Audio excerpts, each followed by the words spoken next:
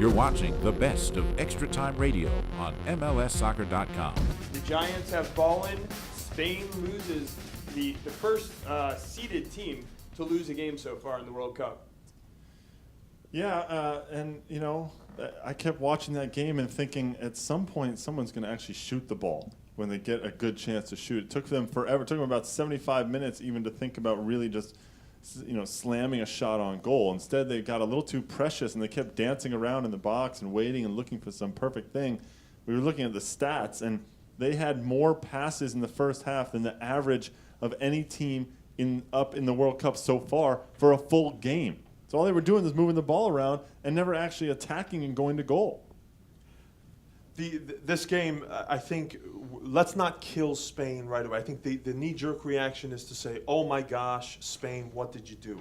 But I think when you look at their record, what they've done with their style of play, what these players have done over the last 49 games, losing only to the United States, in World Soccer, in these one-off games, and this to me is a one-off game, you can settle for this kind of result sometimes. Sometimes the game will be quirky enough where the other team gets a goal and you're attacking, and it doesn't go in. Now, did I think they were too lightweight up top? Absolutely. I just didn't think that was the right way to go against Switzerland. You know, they kept Torres on the bench, and I think they maybe, if you're risking him, you know, risk him from the start. But I think we can settle for this result. I mean, we shouldn't panic here.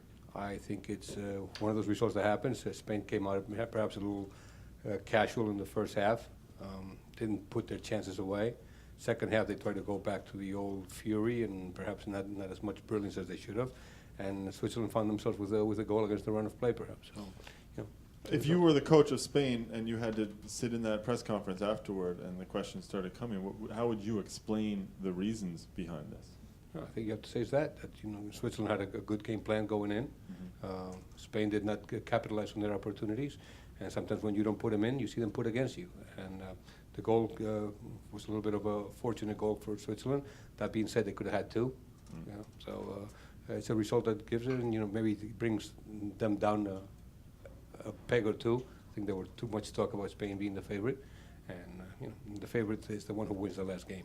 Till then, it can be no favorites.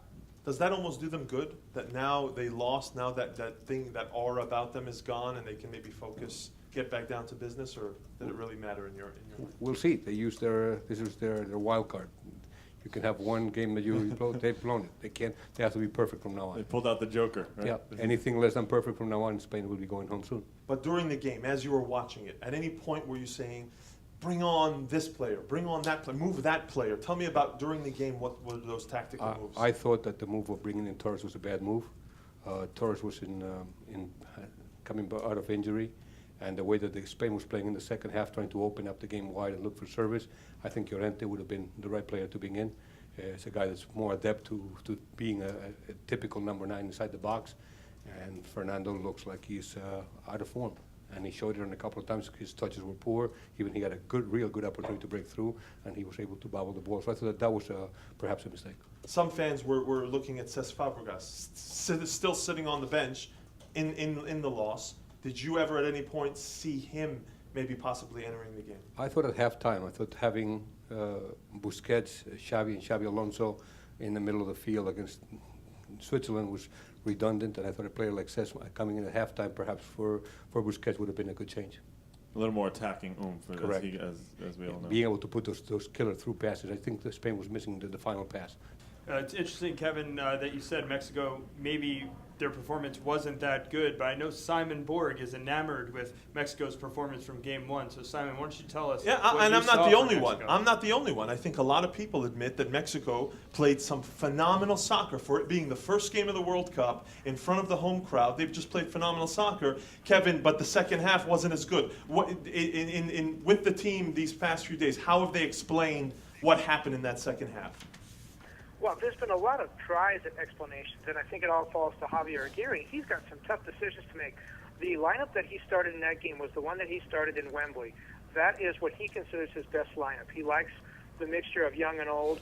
I think one of the surprises was Oscar Perez in goal, starting Conejo in goal. He was a guy, remember, that didn't play in any of the observation games, was essentially added to the team when a couple other guys, candidates like Oswaldo Sanchez and some others, didn't work out. He was everyone thought he was coming to the World Cup as sort of a mentor to the two younger goalkeepers, and now he starts the World Cup opener. Andres Guardado did not play. Chicharito Hernandez didn't come off the bench until late in the second half.